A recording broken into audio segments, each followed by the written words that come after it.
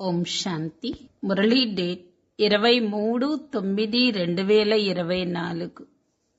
ఈరోజు బాబా చెప్తున్నారు, అపార సంతోషంలో ఉండాలి అంటే పగలు రాత్రి ఆంతరికంగా బాబా బాబా అన్న స్మృతే వస్తూ ఉండాలి. అప్పుడే అంతులేనంత సంతోషంగా ఉంటాం.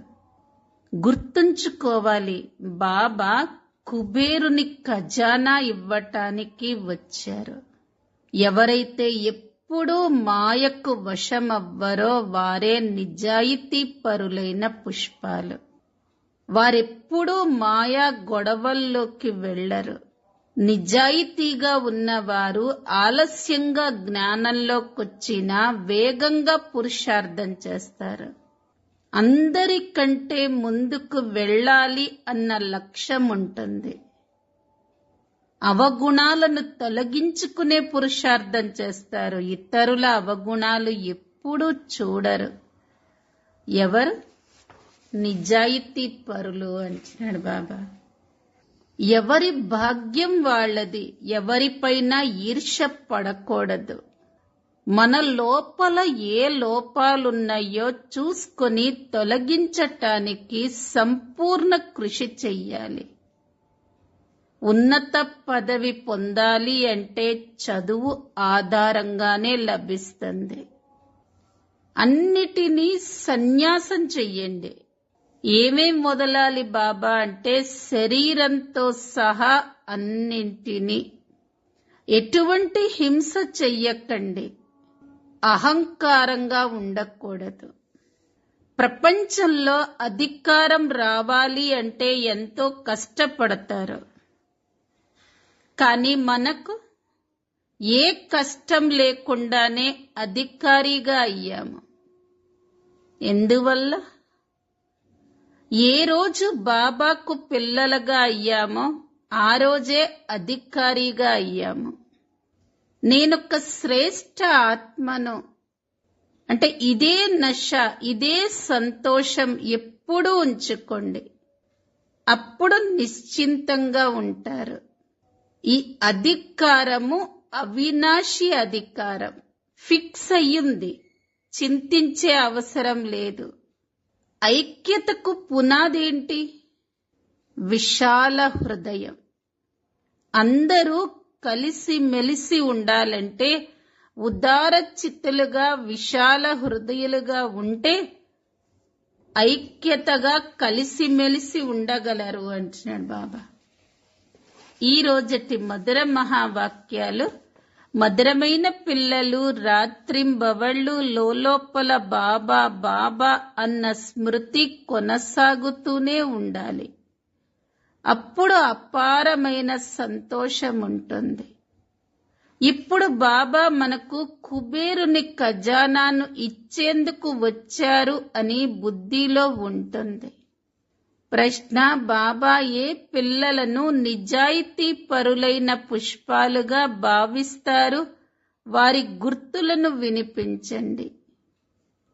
జవాబు: ఎవరైతే ఎప్పుడూ మాయకు వశమవ్వరో వారే నిజాయితీ పరులైన పుష్పాలు. వారు మాయా గొడవలోకి రారు. ఇటువంటి నిజాయితీ పరులైన పుష్పాలు చివరిలో వచ్చినా కూడా ఫాస్ట్గా వెళ్లేందుకు పురుషార్థం చేస్తారు. వారు పాత వారి కన్నా ముందుకు వెళ్ళాలి అన్న లక్ష్యం ఉంచుకుంటారు. తమ అవగుణాలను తొలగించుకునే పురుషార్థంలో ఉంటారు. ఇతరుల అవగుణాలని చూడరు. ఓం శాంతి. శివ భగవాను వాచ. వారు ఆత్మిక తండ్రి. ఎందుకంటే శివుడు ఉన్నతోన్నతుడైన ఆత్మ కదా. బాబా ప్రతిరోజు కొత్త కొత్త విషయాలను అర్థం చేయిస్తూ ఉంటారు. గీతను వినిపించే సన్యాసులు మొదలైన వారు ఎందరో ఉన్నారు. వారు తండ్రిని స్మృతి చెయ్యలేరు. వారి నోటి నుండి బాబా అన్న పదం ఎప్పుడూ వెలువడదు. ఈ పదం గృహస్థ మార్గం వారి కోసమే, కానీ వారు నివృత్తి మార్గం వారు. వారు బ్రహ్మతత్వాన్ని తలుచుకుంటూ ఉంటారు. వారు తమ నోటితో శివ్ బాబా అని ఎప్పుడూ అనరు. కావాలంటే మీరు పరిశీలించి చూడండి. గొప్ప గొప్ప విద్వాంసులు, సన్యాసులు, చిన్మయానందుడు మొదలైన వారు గీతను వినిపిస్తారు. అలాగని వారు కృష్ణుడిని గీతా భగవంతుడిగా భావించి అతడితో యోగాన్ని జోడించగలరు అని కాదు. వారు ఎంతైనా మళ్ళీ బ్రహ్మతత్వంతోనే యోగాన్ని జోడించే బ్రహ్మ జ్ఞానులు లేక తత్వజ్ఞానులు. కృష్ణుడిని ఎవ్వరూ ఎప్పుడూ తండ్రి అని అనరు. అలా జరగదు. మరి కృష్ణుడు గీతను వినిపించే తండ్రి కాడు కదా. శివుడినైతే అందరూ తండ్రి అని అంటారు. ఎందుకంటే వారు సర్వాత్మలకు తండ్రి. హే పరంపిత పరమాత్మ అని సర్వాత్మలు వారినే పిలుస్తారు. తాను ఉన్నతోన్నతుడు. ఎందుకంటే వారు పరంధామంలో ఉంటారు. మీరు కూడా అందరూ పరంధామంలో ఉంటారు. కానీ వారినే పరమాత్మ అని అంటారు. వారెప్పుడూ పునర్జన్మల్లోకి రారు. నా జన్మ దివ్యమైనది మరియు అలౌకికమైనది అని వారు స్వయం చెప్తారు. ఈ విధంగా రథంలోకి ప్రవేశించి మీకు విశ్వాధిపతులుగా తయారయ్యే యుక్తిని తెలియచేసేవారు ఇంకా ఎవరూ ఉండరు. నేను ఎలా ఉన్నానో అలా యథార్థ రీతిగా నన్ను గురించి ఎవ్వరికీ తెలియదు. నేను ఎప్పుడైతే నా పరిచయాన్ని ఇస్తానో అప్పుడే తెలుసుకోగలరు అని బాబా అంటారు. ఈ బ్రహ్మమును లేక తత్వాలను నమ్మేవారు కృష్ణుడిని తన తండ్రి అని ఎలా అంగీకరిస్తారు? ఆత్మలందరూ పిల్లలే కదా. కృష్ణుణ్ణి అందరూ తండ్రి అని ఎలా అనగలరు? కృష్ణుడు అందరికీ తండ్రి అని అనరు. మనమందరం సోదరులం. అలాగని కృష్ణుడు సర్వవ్యాపి కూడా కాదు. అందరూ కృష్ణుడిగా ఎలా అవ్వగలరు? అందరూ కృష్ణుడైనట్లయితే మరి తన తండ్రి కూడా కావాలి కదా. మనుషులు చాలా పొరపాటులో ఉన్నారు. వారికి తెలియదు. కావుననే కోట్లాది మందిలో ఏ ఒక్కరో నన్ను తెలుసుకుంటారు అని బాబా అంటారు. కృష్ణుణ్ణైతే ఎవరైనా తెలుసుకోగలరు. విదేశీయులందరికీ కూడా అతడు తెలుసు. లార్డ్ కృష్ణ అని అంటారు కదా. చిత్రాలు కూడా ఉన్నాయి. నిజమైన చిత్రమైతే లేదు. భారతవాసుల నుండి వారు వింటారు. ఇతడి పూజ ఎంతగానో జరుగుతూ ఉంది. కావున మళ్ళీ గీతలో కృష్ణ భగవానుడు అని వ్రాసేశారు. భగవంతుణ్ణి ఎక్కడైనా లార్డ్ అని అంటారా? లార్డ్ కృష్ణ అని అంటారు కదా. లార్డ్ అన్న టైటిల్ నిజానికి పెద్దవారికే లభిస్తుంది. వారైతే అందరికీ ఇచ్చేస్తూ ఉంటారు. దీనిని అంధకార నగరము అని అంటారు. ఏ పతిత మనుషులనైనా లార్డ్ అని అనేస్తారు. ఈనాటి పతిత మనుషులెక్కడా? శివుడు లేక శ్రీకృష్ణుడెక్కడా? మీకే జ్ఞానాన్నైతే ఇస్తానో అది మళ్ళీ ప్రాయలోపమైపోతుంది. నేనే వచ్చి కొత్త ప్రపంచ స్థాపనను చేస్తాను.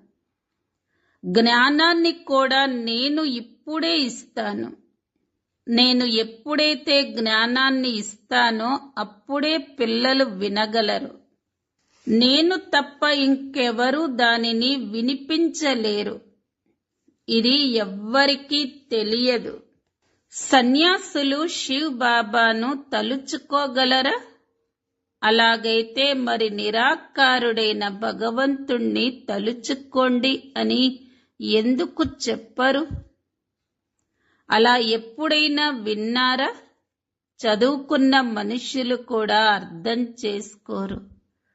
కృష్ణుడు భగవంతుడు కాదు అని ఇప్పుడు బాబా వివరిస్తున్నారు. మనుష్యులైతే అతడినే భగవంతుడు అని అనేస్తూ ఉంటారు. ఎంత తేడా ఉంది! బాబా పిల్లలను కూర్చోపెట్టి చదివిస్తారు.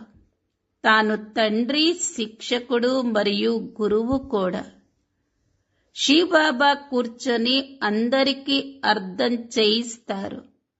అర్థం చేసుకోని కారణంగా త్రిమూర్తి చిత్రంలో అసలు శివుడునే ఉంచరు. బ్రహ్మని చూపించారు. అతడిని ప్రజాపిత బ్రహ్మ అని అంటారు. అనగా ప్రజలను రచించేవాడు. అతడిని భగవంతుడు అని అనరు. భగవంతుడు ప్రజలను రచించరు. భగవంతుడికి ఆత్మలందరూ పిల్లలే. తర్వాత ఒక్కరి ద్వారా ప్రజలను రచిస్తారు. మిమ్మల్ని ఎవరు దత్తత తీసుకున్నారు? బ్రహ్మ ద్వారా తండ్రి దత్తత తీసుకున్నారు. ఎప్పుడైతే బ్రాహ్మణులుగా అవుతారో అప్పుడే దేవతలుగా అవుతారు. ఈ విషయాన్ని మీరు ఇంతకు ముందు ఎప్పుడూ వినలేదు. ప్రజాపితకు కూడా తప్పకుండా పాత్ర ఉంది. పాత్ర కావాలి కదా. ఇంతమంది ప్రజలు ఎక్కడ నుండి వస్తారు? కుక్క వంశావళిలు ఉండరు. ఆ కుక్క వంశావళి బ్రాహ్మణులు బ్రాహ్మణత్వము మా ఇంటి పేరు అని అంటారు. వారి అందరి పేర్లు వేరువేరుగా ఉంటాయి. ఎప్పుడైతే శివ్ బాబా వీరిలోకి ప్రవేశిస్తారో అప్పుడే వీరిని ప్రజాపిత బ్రహ్మ అని అంటారు. ఇవి కొత్త విషయాలు. నా గురించి ఎవరికీ తెలియదు. సృష్టి చక్రం గురించి ఎవ్వరికీ తెలియదు అని బాబా స్వయం అంటారు. కావుననే ఋషులు, మునులు అందరూ నేతి నేతి అని వెళ్ళారు. పరమాత్మ గురించి తెలియదు. అలాగే పరమాత్మ రచన గురించి తెలియదు. ఎప్పుడైతే నేనొచ్చి నా పరిచయాన్నిస్తానో అప్పుడే నన్ను తెలుసుకోగలుగుతారు. తాము ఈ రాజ్యాన్ని ఎలా పొందారో అక్కడ దేవతలకు ఏం తెలుసు? వారిలో జ్ఞానమే ఉండదు. పదవిని పొందేశాక ఇక జ్ఞానం అవసరం లేదు. సద్గతి కోసమే జ్ఞానం కావాలి. వారు సద్గతిని పొందేశారు. ఇవి బాగా అర్థం చేసుకోవలసిన చాలా గుహ్యమైన విషయాలు. తెలివైన వారే అర్థం చేసుకుంటారు. వృద్ధ మాతలు ఎవరైతే ఉంటారో వారిలో అంతటి బుద్ధి ఏమీ ఉండదు. డ్రామా ప్లాన్ అనుసారంగానే ప్రతి ఒక్కరికి వారి వారి పాత్ర ఉంది. హే ఈశ్వర, బుద్ధి నివ్వు అని అనలేరు.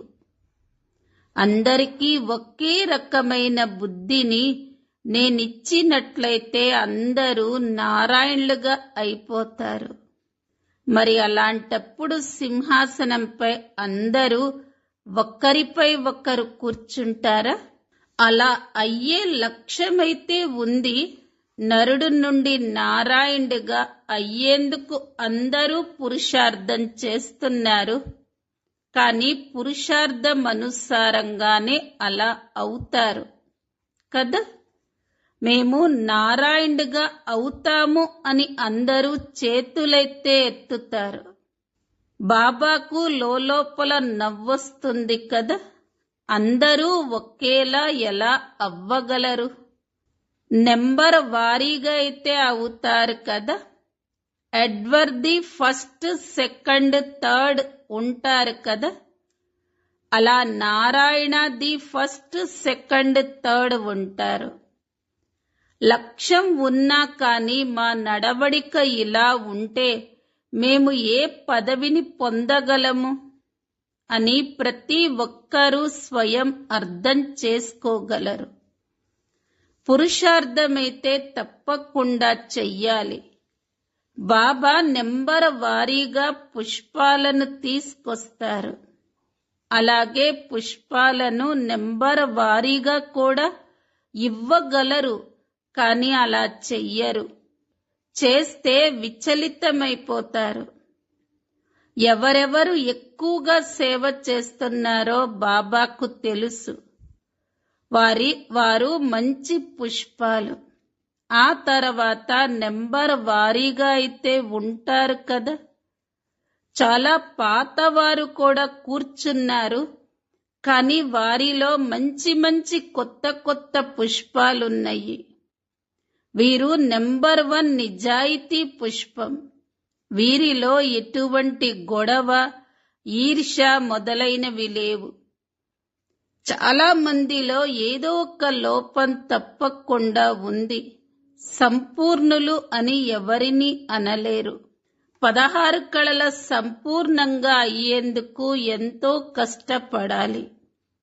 ఇప్పుడే ఎవరూ సంపూర్ణంగా అవ్వలేరు.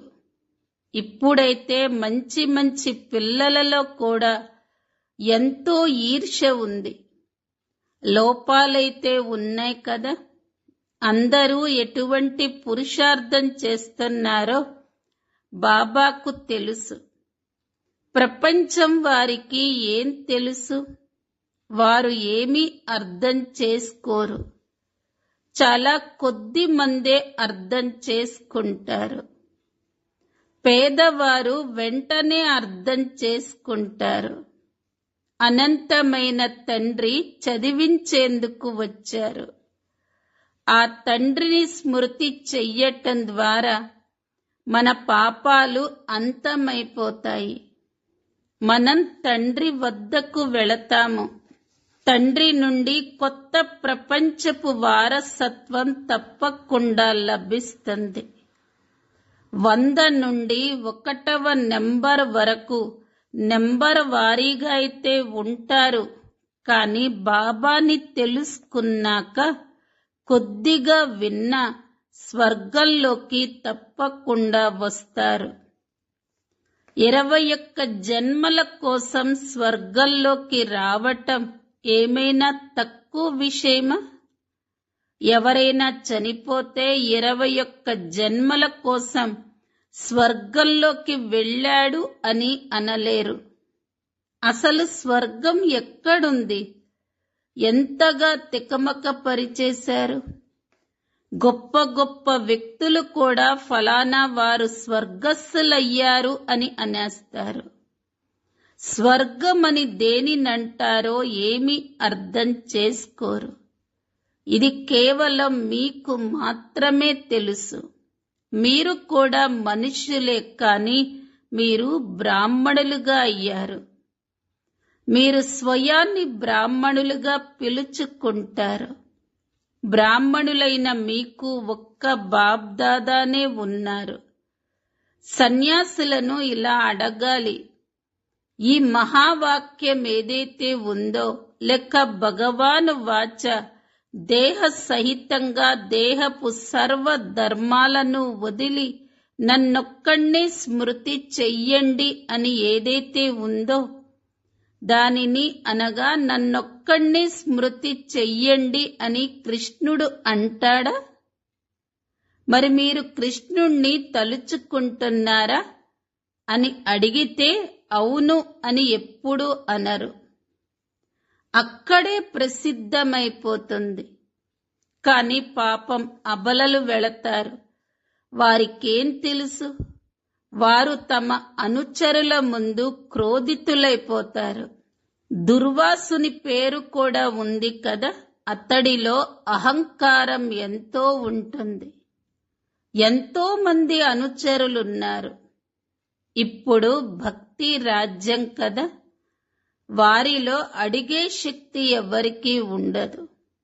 ఉన్నట్లయితే మీరు తండ్రి అయిన శివుడిని పూజిస్తున్నారు, మరి భగవంతుడు అని ఎవరిని అనాలి?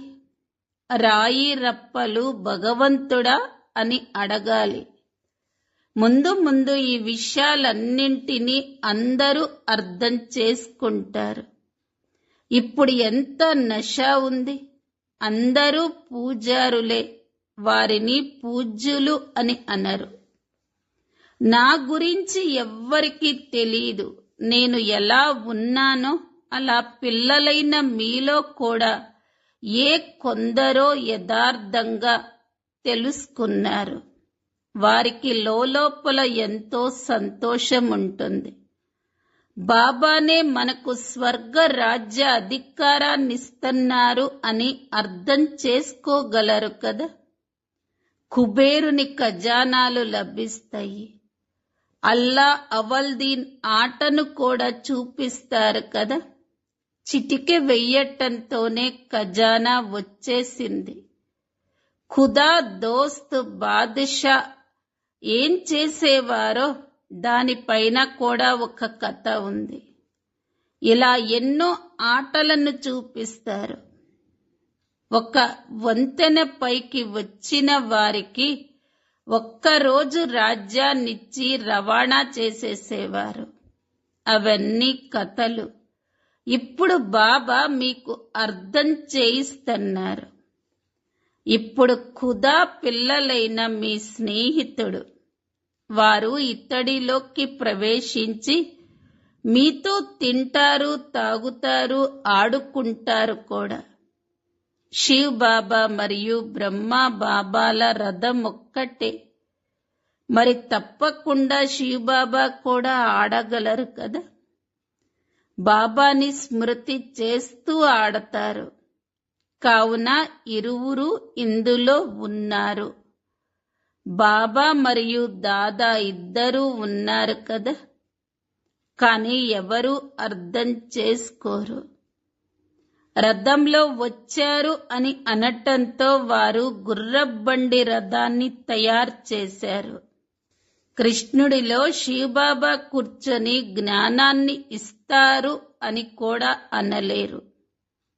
వారు కృష్ణ భగవాను వాచ అని అంటారు. మరి బ్రహ్మా భగవాను వాచ అని అనరు కదా. ఇది రథము, శివ భగవాను వాచ.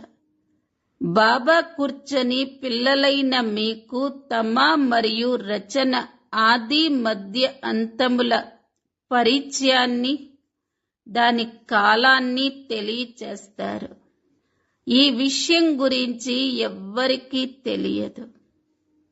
వివేకవంతులు ఎవరైతే ఉంటారో వారు బుద్ధితో పని నడుపుతారు. సన్యాసులైతే సన్యసించాలి. మీరు కూడా శరీర సహితంగా అన్నింటినీ సన్యసిస్తారు. ఇది పాత చర్మం. మనమైతే ఇప్పుడు కొత్త ప్రపంచంలోకి వెళ్ళాలి. ఆత్మ అయిన మనం ఇక్కడ నివాసులం కాదు. ఇక్కడ పాత్రను అభినయించేందుకు వచ్చాము అని మీకు తెలుసు. మనం పరంధామ నివాసులం. అక్కడ నిరాకారి వృక్షం ఎలా ఉందో కూడా పిల్లలైన మీకు తెలుసు. ఆత్మలందరూ అక్కడ ఉంటారు. ఈ అనాది అయిన డ్రామా రచింపబడింది. ఎన్ని కోట్ల జీవాత్మలున్నాయి. వీరందరూ ఎక్కడ ఉంటారు? నిరాకారి ప్రపంచంలో ఆ పైన ఉన్న తారలైతే ఆత్మలు కావు. వీరందరూ ఎక్కడుంటారు? నిరాకారి ప్రపంచంలో. ఆ పైన ఉన్న తారలైతే ఆత్మలు కావు. మనుష్యులైతే ఆ తారలను కూడా దేవతలు అని అనేశారు. కానీ అవి దేవతలేమీ కావు. జ్ఞాన సూర్యుడు అని మనం శివ్ బాబానంటాం. మరి వారిని దేవత అని అయితే అనరు కదా. శాస్త్రాలలో అయితే ఏవేవో విషయాలు వ్రాసేశారు. ఇవన్నీ భక్తి మార్గపు సామగ్రిలు. వాటి ద్వారా మీరు కిందకు దిగజారుతూనే వచ్చారు. 84 జన్మలని తీసుకుంటారంటే తప్పకుండా కిందకు వస్తారు కదా. ఇప్పుడిది ఇనుప యుగ ప్రపంచం, సత్యుగం స్వర్ణిమ ప్రపంచము అని అంటారు. అక్కడ ఎవరు ఉండేవారు? దేవతలు. వారు ఏమయ్యారు అన్నది ఎవ్వరికీ తెలియదు. పునర్జన్మలని తీసుకుంటారు అని కూడా భావిస్తారు.